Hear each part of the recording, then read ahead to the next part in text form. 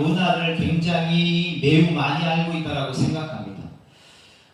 요나서가 하나의 재미있는 이야기로 되어 있기 때문이죠. 그러니까 요나서는 분명히 성경에서 굉장히 중요한 위치에 서해 있습니다.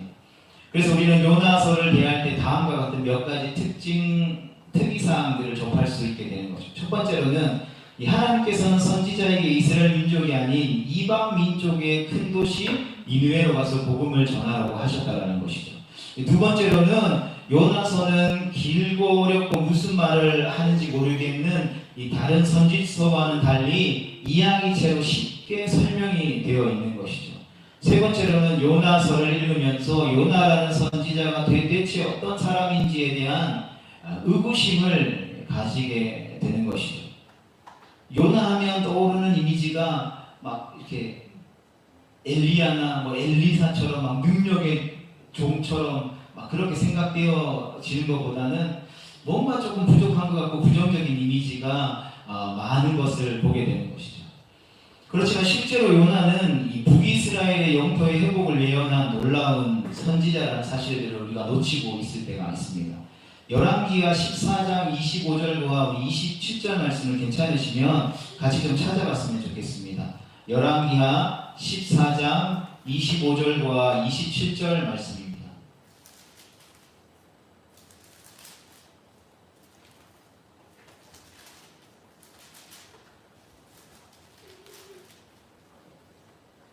열왕기하 14장 25절로 27절까지 말씀입니다. 같이 읽거나 또 함께 들었으면 좋겠습니다. 시작. 이스라엘의 하나님 여호와께서 그의 종 가드헤벨 아미떼의 아들 선지자 요나를 통하여 하신 말씀과 같이 여로보암이 이스라엘 영토를 회복하되 하맛 거기에서부터 아라바 바다까지 하였으니 이는 여호와께서 이스라엘의 고난이 심하여 내인자도 없고 노인자도 없고 이스라엘을 도울 자도 없음을 보셨고 여호와께서 또 이스라엘의 이름을 천하에서 없이 하겠다고도 아니하셨으므로 요아스의 아들 여로보암의 손에서 구원하심이었더라. 아멘. 여러분, 요나서가 열왕기하의 말씀에 있다라는 사실들을 알고 있는 분들이 극히 소수인 것을 보게 됩니다. 그러니까 그만큼 요나의 말씀, 성경을 통독하면서 이 열왕기하 14장 말씀 읽으면서도 요나에 대해서 크게 중요하게 생각하지 않고 넘어갈 때가 많다는 거죠.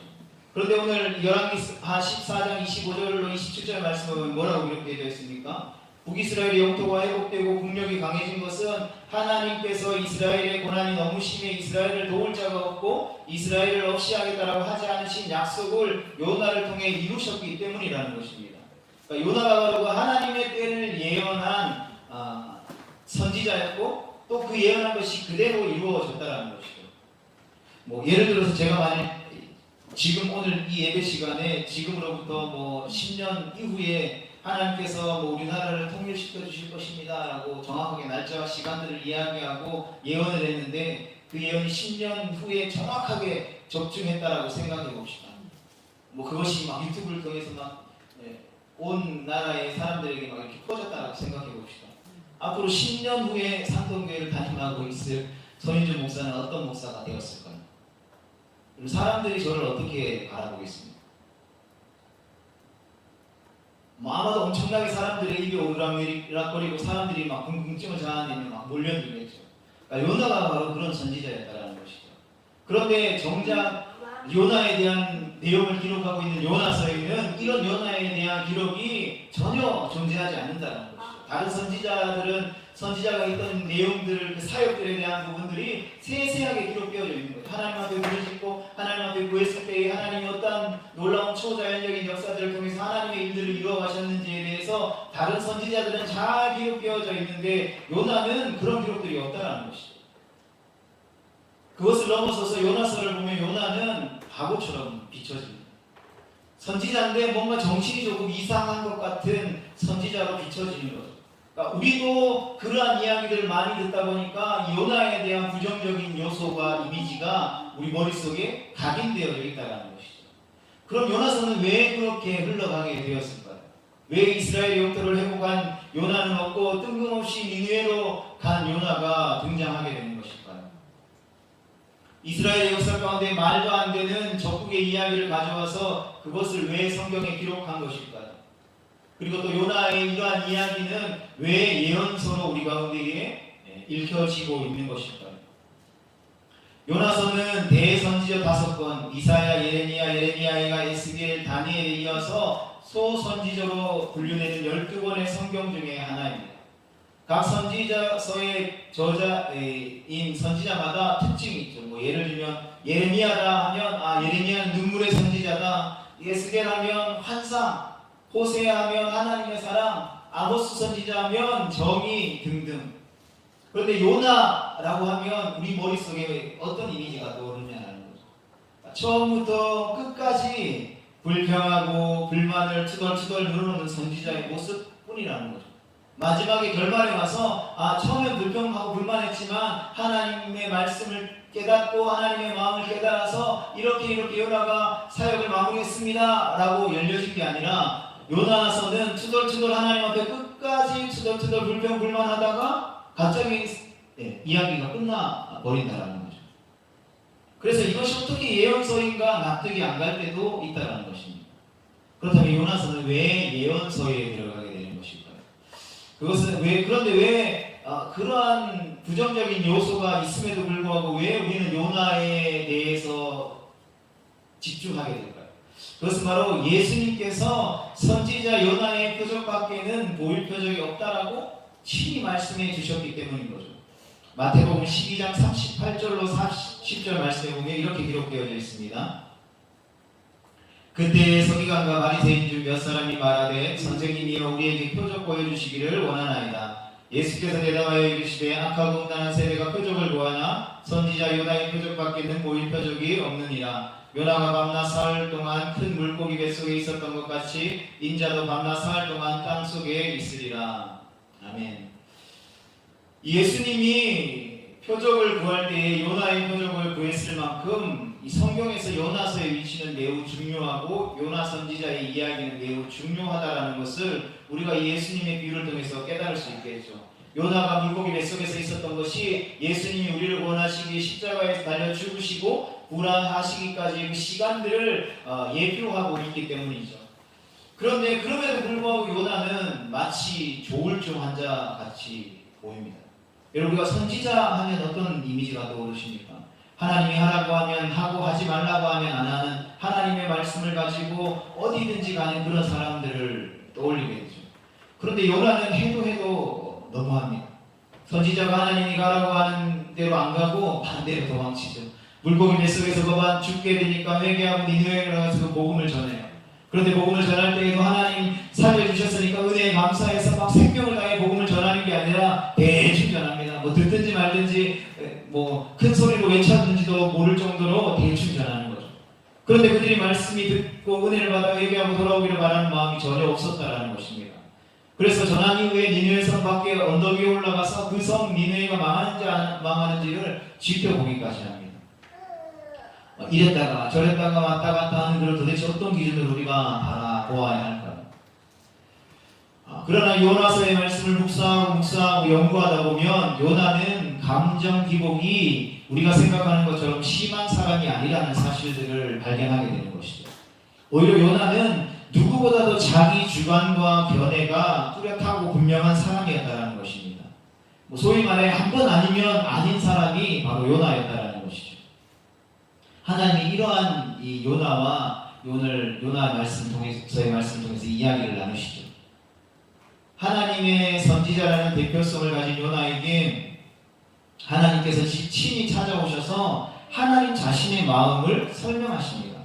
이것을 성경에 기록하셨다는 것은 하나님께서 이 요나를 통해서 모든 세대 가운데 수많은 그리스도인들에게 무엇인가를 말씀하시고 싶은 것이 있다는 것이죠.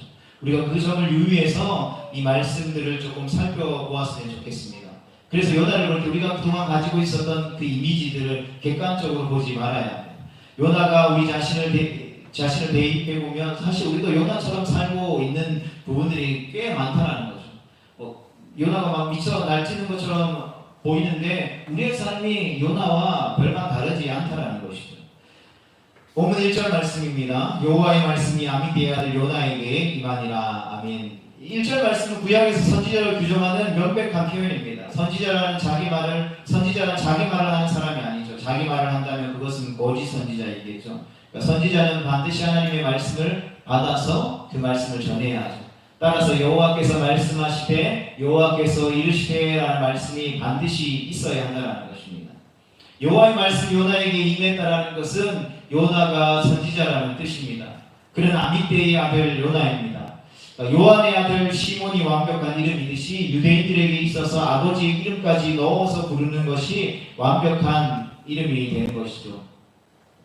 히브리어로 아미떼라는 이 이름의 뜻은 참된 믿을만한이라는 뜻이고 요나는 비둘기라는 뜻이죠. 그러니까 하나님께서 보시기에 이 아미떼의 아들 요나 그가 속한 가문은 참되고 믿을만한 가문의 요나에게 여호와의 말씀이 임했다라고 말씀하신 것입니다. 계속해서 2절 말씀입니다. 너는 일어나 저 큰 성 니느웨로 가서 그것을 향하여 외치라. 그 악독이 내 앞에 상달되었음이니라 하시니라. 그 악독이 내 앞에 상달되었다라는 이 말씀은 히브리적 표현으로 이 표현이 전달되는 뉘앙스는 이런 거예요. 하나님이 요나에게 찾아오셔서 말씀하시는 거죠. 요나야, 저 큰 성 니느웨로 가서 그곳을 향해서 외쳐라. 그 악독을 내가 도저히 참을 수 없다. 도저히 참을 수 없다라고 요나에게 말씀하시는 것과 같은 뉘앙스인 것이죠. 그런데 좀처럼 우리가 이 말씀 가운데에서 이해할 수 없는 것이 있습니다. 그것은 바로 하나님께서 이스라엘의 선지자 요나에게 이스라엘에게 외쳐라 하신 것이 아니라 이스라엘을 위협하고 이스라엘의 천지 원수가 되는 이방 족속인 나라로 가서 이 말씀을 전하라고 하셨다라는 것이죠. 왜 니느웨일까요? 요나는 이것이 어쩌면 그의 삶에 있어서 그 하나님의 음성을 듣고 있는 그에게 있어서 두려움으로 찾아오지 않았나 싶습니다. 요나는 여로보암 2세가 통치하던 북이스라엘에서 활동하던 선지자로서 그와 동시대에 활동한 선지자로서는 호세아와 아모스 선지자가 있습니다. 따라서 호세아와 아모스가 전한 하나님의 말씀을 좀 살펴보면 그 당시 이스라엘의 상태가 어떠했는지 잘 알 수 있습니다. 그들의 말씀을 통해서 유추해 볼 수 있는 이스라엘의 영적인 상황은 영적으로 음란하고 도덕적으로는 타락했다라는 것이죠. 그런데 아이러니하게도 여로보암 2세 때의 영토가 가장 넓게 회복되었으며 이스라엘 역사상 가장 부유하고 강성한 시기 중에 하나였다는 거죠. 이스라엘의 모습이 요나가 활동하던 시대의 이스라엘의 모습이 마치 우리가 살아가는 이 시대 같아 보입니다. 한국은 부유하고 강성해졌습니다. 저 동양의 변방에 아무도 알아주지 않는 조그마한 나라가 세계 10위의 경제 대국이 되었습니다.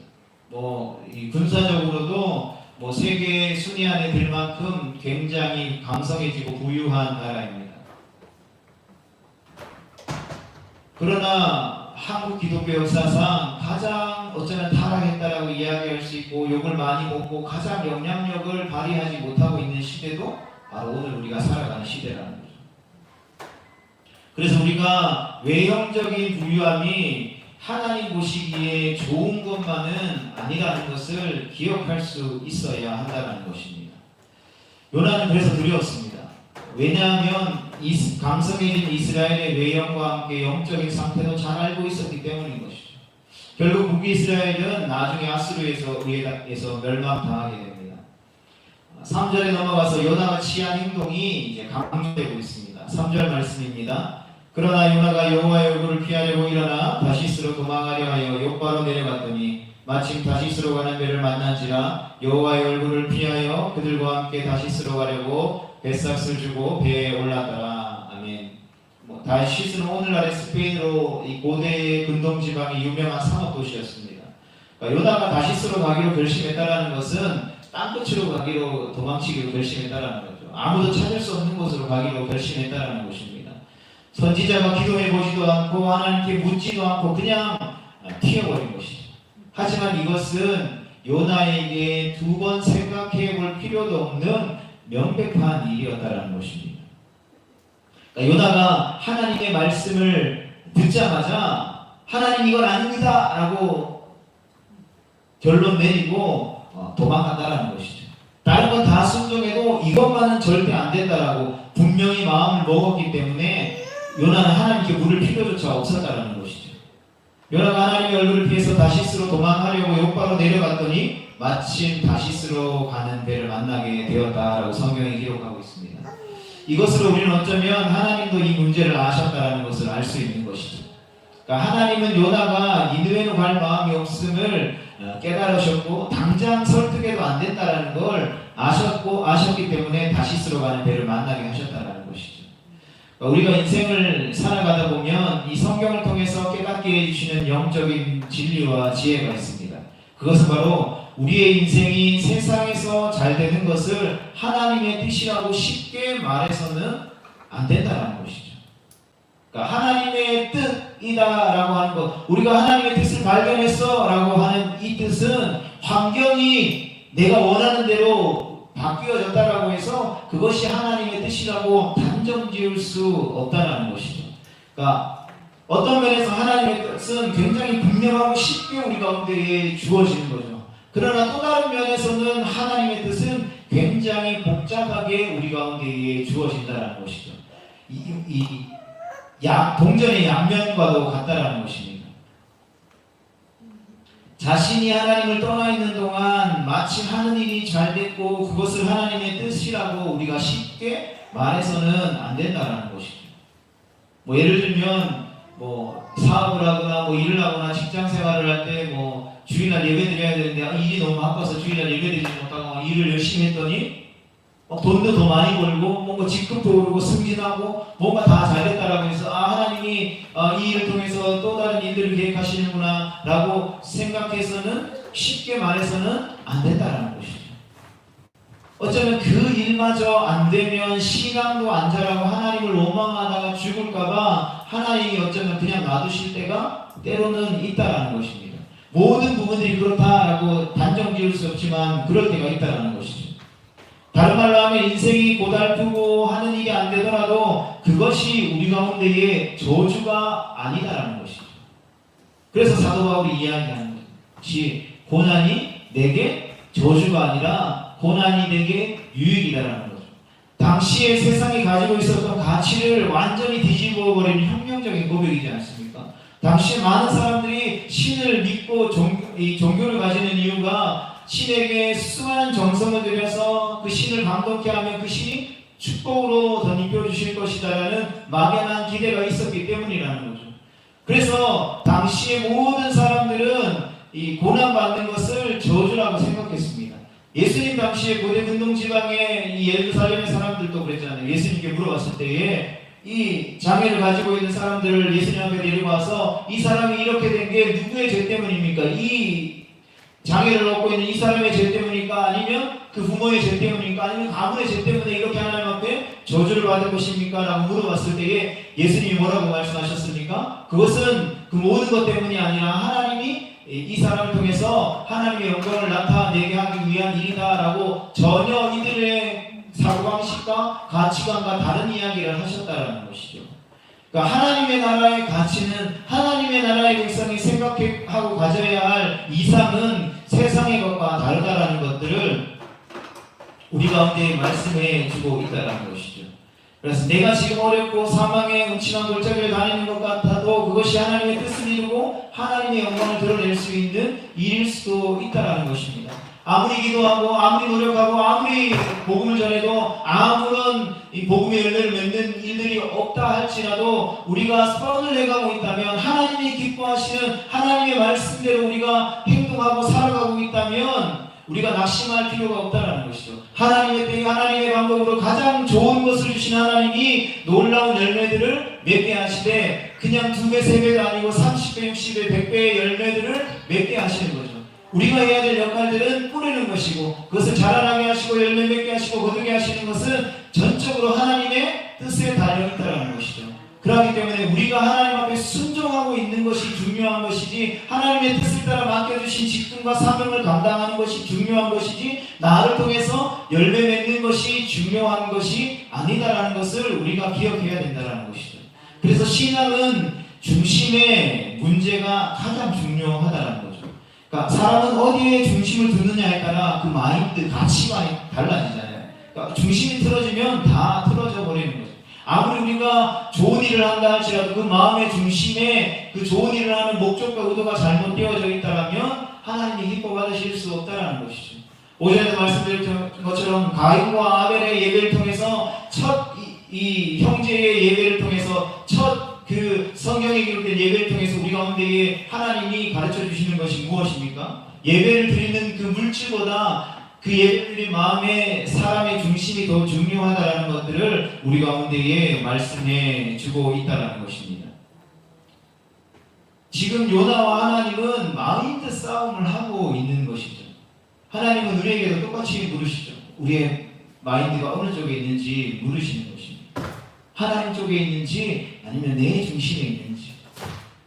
어쨌든 하나님이 이제 다시스로 가는 배를 탄 요나를 향하여서 요나가 타고 있는 배를 향해서 큰 바람을 바다 위에 세게 던지기 시작하시자 배가 거의 깨어지게 되었습니다. 사공들이 두려워하며 각각 자기 신을 부르고 또 배를 가볍게 하려고 물건들을 막 바다에 던지는 그때에 요나가 취한 행동이 무엇이었습니까? 그것은 바로 배의 밑층으로 내어가 깊이 누워 잠들었다라는 것이죠. 4절과 5절 말씀입니다. 여호와께서 큰 바람을 바다 위에 내리시매 바다 가운데에 큰 폭풍이 일어나 배가 거의 깨지게 된지라. 사공들이 두려워하여 각각 자기 신을 부르고 또 배를 가볍게 하려고 그 가운데 물건들을 바다에 던지니라. 그러나 요나는 배 밑층에 내려가서 누워 깊이 잠이 든지라. 아멘. 여러분, 상식적으로 일반적인 사람이 이러한 상황 가운데 잠을 잘 수 있다고 생각하십니까? 배를 타서 배 너미를 경험해 본 적이 있다면, 더욱이 이러한 풍랑이 거세게 분달하면 그 풍랑 속에 있다가 육지에 올라온다 할지라도 멀미를 앓는다라고 할 정도로 심한 거죠. 그러니까 배가 아무리 커도 풍랑을 이기지 못한다는 것입니다. 배가 산산이 조각날 정도로 큰 폭풍이 일었습니다. 그런데 요나는 잠이 들었다는 것이죠. 도대체 요나는 어떤 성격의 소유자였을까요? 되게 예민한 사람들이 잠을 못 자고 못 먹는다라고 하죠. 반면 느긋한 성격을 가진 사람들은 잠을 많이 자는 것을 보게 됩니다. 제가 예수님을 믿기 전까지는 후자였던 것 같습니다. 느긋한 성격, 잠도 잘 자고 먹는 것도 잘 먹고. 사역을 하면서 이 예민한 것으로 조금 바뀌지 않았나 싶습니다. 근데 아무리 그렇다 하더라도, 느긋한 성격이라 하더라도 그런 풍랑이 있는 곳에 잠을 잘 잘 수는 없었던 것 같습니다. 그러니까 이 정도의 풍랑에서 잠을 잘 수 있다면 요나가 매우 느긋한 성격이라는 느낌이 드는데, 그동안의 요나의 행동들을 보면 그렇지 않다는 것을 알게 되는 거죠. 그러니까 이 점이, 이 모습을 보면서 우리가 궁금증을 자아내는 의아한 부분이라는 거죠. 그러니까 다시 말하면, 이것이 요나가 지금 자고 있는 이 잠은 우리가 세상적으로 일반적으로 자고 있는 잠을 의미하는 것이 아니다라는 것을 우리가 발견할 수 있게 되는 거죠. 그러니까 하나님 앞에서 영적으로 깊이 잠든 요나의 상대를 강조한 표현이라는 것입니다. 그러니까 3절 말씀에서부터 요나가 여호와의 얼굴을 피하려고 하자 그 후에 어떤 일이 벌어집니까? 계속해서 강조되는, 반복되어지는 표현이 나오는데, 그것은 바로 내려갔다라는 표현입니다. 욥바로 내려갔고 다시스로 가려고 배에 삭슬 주고 배에 올랐더라. 이때 올랐더라는 표현은, 그러니까 우리나라식으로 표현해서 이게 이 부둣가에 있다가 배를 이렇게 올라탔다, 이 표현이지, 히브리어의 원어로 표현으로는 내려왔다라는 단어로 나와 있는 것을 보게 되는 것이죠. 그러니까 히브리어로 보면 계속해서 추락해가는 이야기를 하고 있는 것이죠. 그리고 드디어 5절에 와서 요나는 배 밑층으로 내려왔습니다. 그리고 그 결과 깊은 잠에 빠지게 되었다는 것이죠. 그러니까 우리가 이 점을 기억해야 한다는 것입니다. 그러니까 하나님은 육적인 것을 통해서 우리가 영적인 것을 느끼고 알 수 있도록 그것들을 연결해 놓으셨다는 것이죠. 그래서 예를 들면 육신의 부모로부터 받은 사랑을 통해서 하나님 아버지의 사랑을 알게 되는 것이죠. 또 예를 들어서 신앙생활 하시는 분들 가운데에 이 하나님 아버지를 아버지라고 부르지 못하는 분들도 있다라는 사실들을 굉장히 많이 발견했습니다.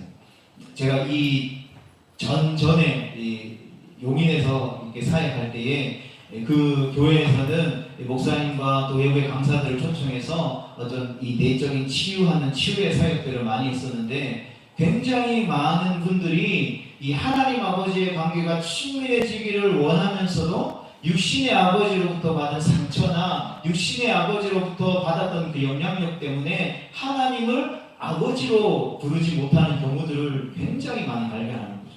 그래서 그 내적인 치유들을 통해서 다시 한 번 더 그 상처들을 치유하고 하나님을 아버지로 고백하고 불렀을 때에 그들에게 주어지는 영적인 놀라운 은혜와 축복들을 경험하는 것들을 굉장히 많이 보게 되었다는 거죠. 왜냐하면 육신의 아버지로부터 큰 상처를 받았기 때문에. 그래서 아버지라는 표현들이 나오면 막 그들은 막 귀신 들린 것처럼 막 감정을 주체하지 못하는 그런 경우들을 봤다는 거죠. 문제는 우리의 육이 이처럼 불완전하다라는 것입니다. 그러니까 사단도 이것을 알고 육적인 것을 이게 뒤틀어서 우리가 영적인 것을 제대로 알지 못하도록 우리를 만들어가고 있다는 것이죠. 그러니까 신앙이 어디에서부터 내려갑니까? 바로 요나가 하나님 앞에서 떨어지는, 하나님의 낯을 피해서 돌이켜서 다시스러가는, 하나님을 피해 땅끝으로 나아가려는 그 한순간에 일어났다는 것이죠. 우리가 매일 매 끼니를 잘 챙겨 먹는 사람이 한 끼 일하느라 바빠서 아니면 무슨 일이 있어서 못 먹었다고 해서 나 한 끼 못 먹었더니 영양실을 좀 올렸어 라고 말하지 않죠. 건강한 사람이라면 한두 끼 굶어도 생명에 배는 거 힘들 수 있겠지만 생명에는 지장이 없다라는 거죠. 그러니까 우리의 욕은 어느 정도 축적이 가능하기 때문에.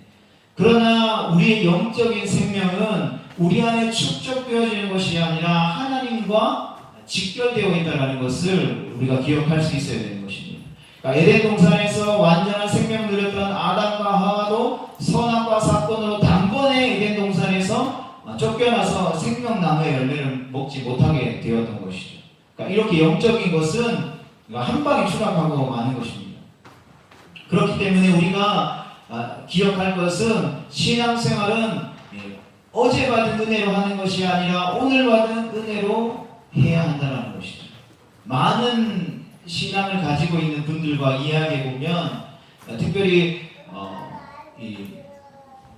저보다 한 10년 정도 한 비슷하거나 10년 정도 안쪽으로 소위 말해서 사랑의 교회 옥하는 목사님이나 지구촌 교회 이동훈 목사님, 그리고 서울 온누리 교회 하영조 목사님이 이 젊은 시절에 캠퍼스 타협을 많이 하셨잖아요. CCC 김준곤 목사님이라든지 그때에 막 캠퍼스에서 이렇게 막 선교단체 활동하면서 엄청 열심히 신앙생활 하셨던 분들이 이제 직장생활하고 결혼하고 애 낳고 특별히 이제 자매 집사님들 중심으로 해서 이런 이야기를 하다 보면 내가 한때는 CCC에서 활동을 열심히 했고, 내가 한때는 예수전도단에서 활동했고, 내비게이터에서 막 대학생 때 엄청 열심히 신앙생활 했어 라고 막 이렇게 무용담처럼 이야기합니다.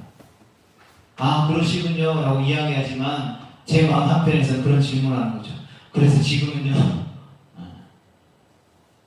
지금은 애 낳고 애 키우고 직장 생활하고 남편 돌보고 이렇게 식구만 돌보고 하다 보니까 내가 지금은 이렇지만 예전에는 내가 잘 나갔어 이 이야기 하는 거 아니겠습니까?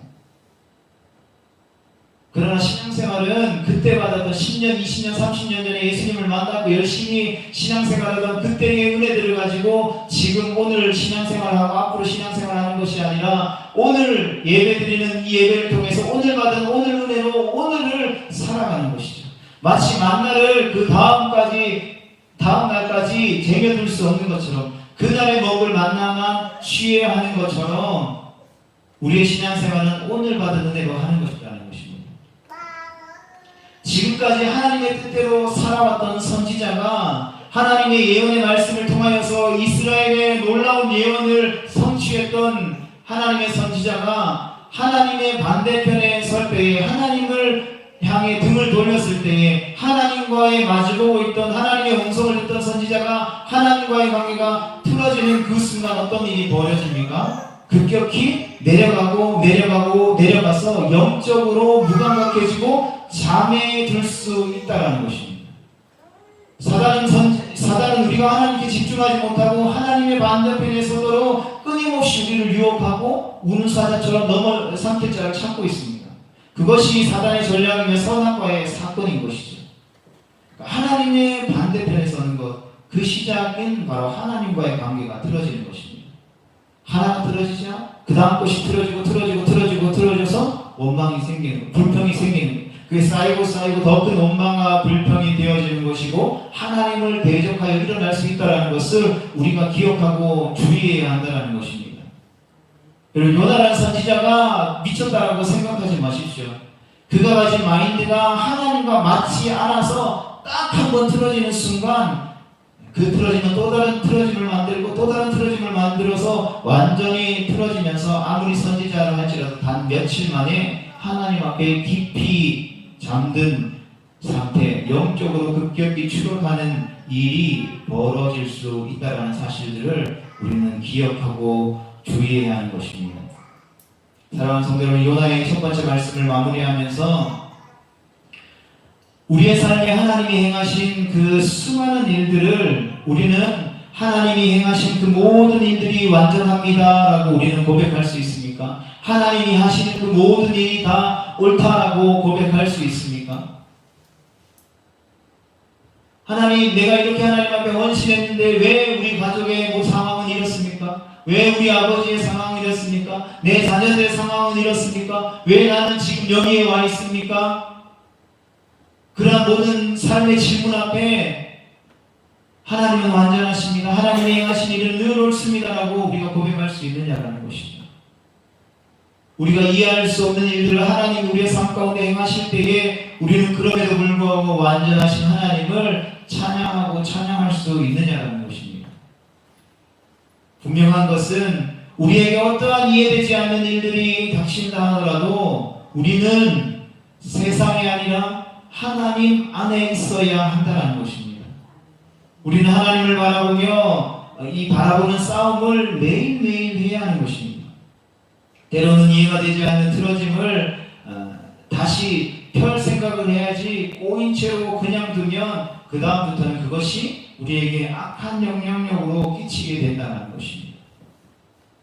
죄는요, 문화라는 것은요, 영적인 것은 그냥 죄라는 단어로 끝나는 것이 아니라 그것이 살아온 동력을 가지고 우리의 삶 가운데 끊임없이 일하고 있다는 것입니다. 죄, 내가 뭐 갖고 싶으면 갖고 버리고 싶으면 버릴 수 있는 그러한 것이 아니라는 것입니다. 내가 아무리 죄를 멀리하고 싫어하려고 해도 죄가 끊임없이 끈적끈적하게 끝까지 나를 물고 늘어진다는 것입니다. 그래서 예수님이 이 땅 가운데 오셔서 이야기하는 거죠.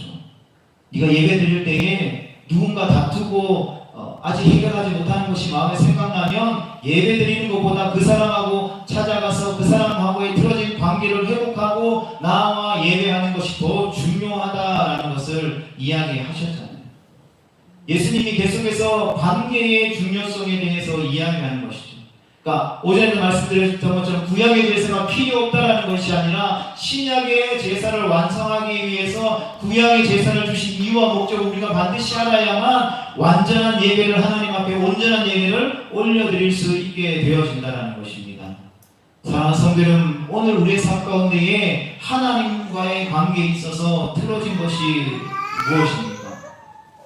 틀어진 것이 없다라면 그 틀어진 것이 없는 그 완전한 하나님을 향하는 그 길을 향해서 거침없이 푯대를 향해서 다름질하며 나아갈 수 있는 우리 모두가 되어질 수 있기를 축복합니다. 그러나 오늘 예배하는 이 요나의 모습을 통하여서 말씀을 통하여서 하나님, 우리가 하나님과의 관계에 있어서 조금이라도 틀어진 것이 있다면, 틀어질 것 같은 모습들이 있다면 그것을 발견할 수 있게 도와주시옵소서. 기도할 수 있는 우리가 될 수 있기를 축복합니다.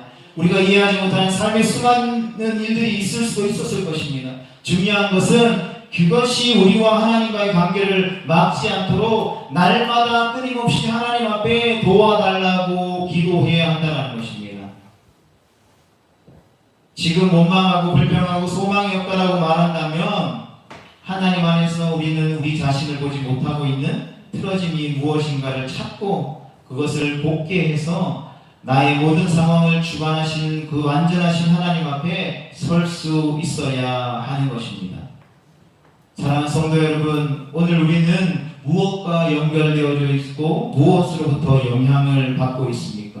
요나 선지자의 모습들을 통하여서 하나님의 말씀을 전했던 선지자도 그 자그마한 관계의 틀어짐을 통하여서 급격한 영적인 하강 침체를 경험할 수 있다는 것입니다.